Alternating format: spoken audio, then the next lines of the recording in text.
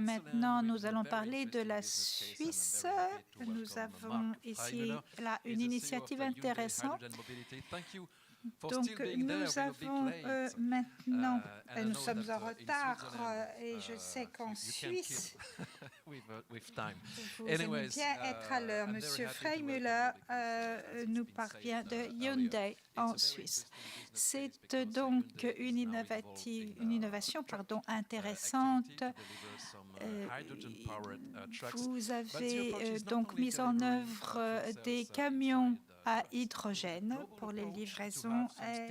Vous avez également une approche globale, mondiale, pour produire et livrer de l'hydrogène. C'est exact. C'est pas grave d'être un peu en retard. Nous avons donc créé une joint venture en Suisse avec une compagnie suisse qui est spécialisée et qui connaît beaucoup de choses sur les écosystèmes hydrogène. Et ce que nous faisons ensuite, c'est en fait juste le début. Et le début pour déployer les véhicules hydrogène Hyundai dans toute l'Europe. En Suisse, la situation est très particulière en termes d'économie. Et c'est en fait un bon endroit pour commencer en Europe. Il y a des opportunités, bien sûr, dans d'autres pays européens. Il y a déjà 600 camions, c'est déjà beaucoup pour un début. Comment est-ce que tout cela a commencé? Comment avez-vous fait le lien entre Hyundai et le projet mobilité H2 en Suisse? Nous avons commencé par créer une association hydrogène en Suisse. Deux sociétés se sont réunies pour créer un écosystème.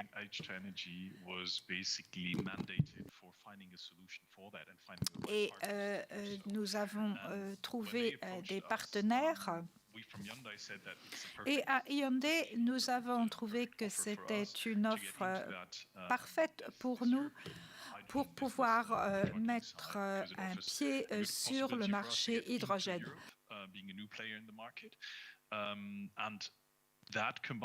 Ceci, combiné avec nos autres technologies hydrogène, cela explique que dans cette association, il y a deux types de compagnies. On a des opérateurs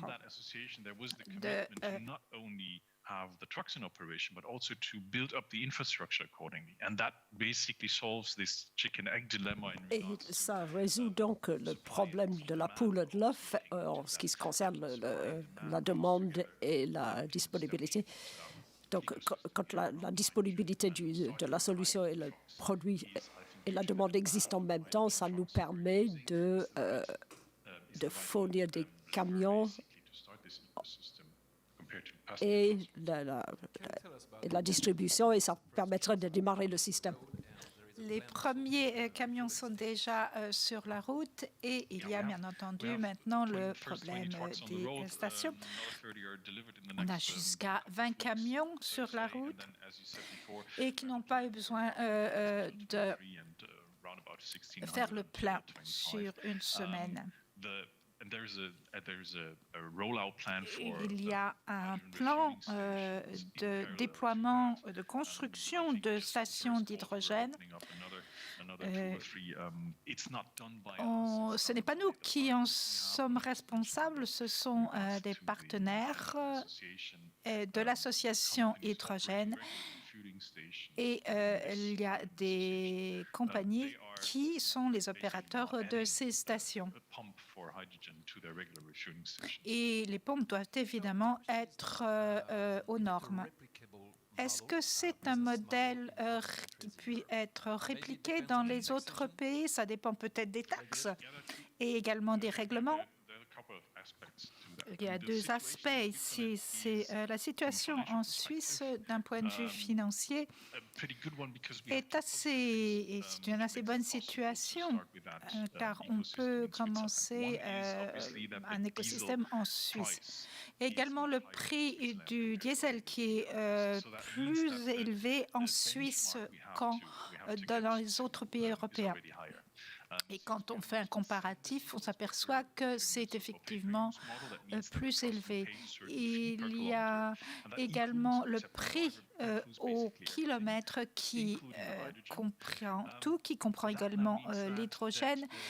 Ce modèle, si on essaye de calculer le coût total par kilomètre, nous avons ici un avantage.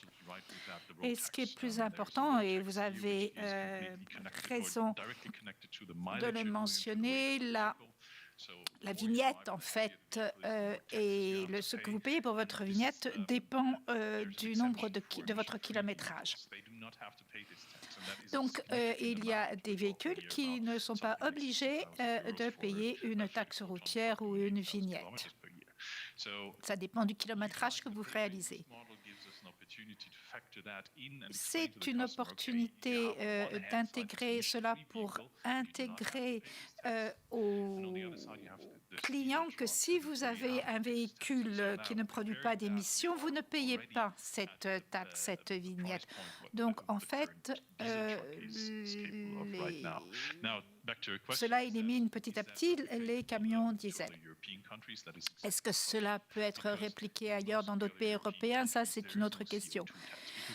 Parce que dans la plupart de ces autres pays, il n'y a pas de taxe CO2.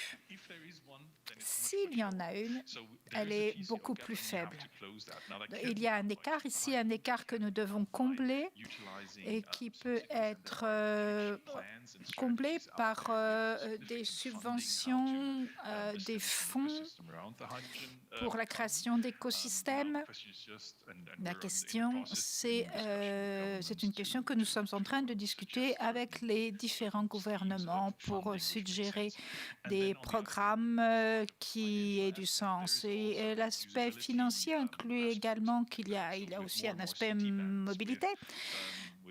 Avec dans de nombreuses villes, l'avantage de véhicules zéro carbone est également un bon point et cela permet de fonctionner également à d'autres moments de la journée, par exemple pendant la nuit. Donc c'est un facteur, donc il y a le facteur mobilité, le facteur financier, tout ça est inclus, mais j'ai confiance, je suis sûre qu'on pourra trouver des solutions, de faire les choses même différemment. Je pense que Ronald Gassman est toujours avec nous et s'il peut se connecter, car nous avons une question pour lui. Au niveau de l'activité des poids lourds. Oui, je suis là. Vous avez également d'autres projets pour les camions en Amérique du Nord et en Chine, si je me rappelle bien.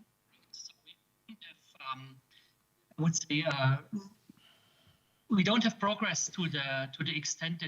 n'avons pas fait des progrès jusqu'à pouvoir offrir un produit. Comme je l'ai déjà expliqué, nous nous consacrons à la réduction des coûts et sur la fournture de véhicules électriques en plus des camions. Hyundai n'est pas l'acteur principal.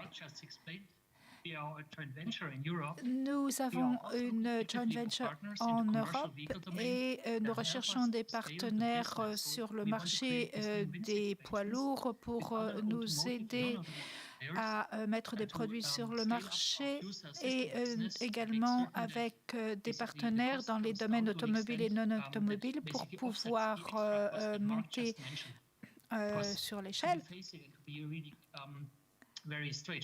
Pour être clair, le désavantage TCO que nous devons franchir, c'est que également ce sont les coûts de l'hydrogène et également les autres coûts. Nous allons également maintenant voir s'il y a une autre question dans le chat. Encore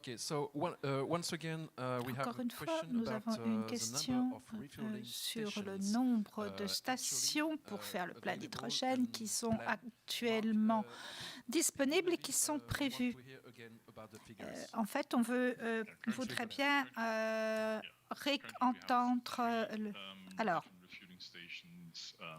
nous en avons 300 actuellement. 300.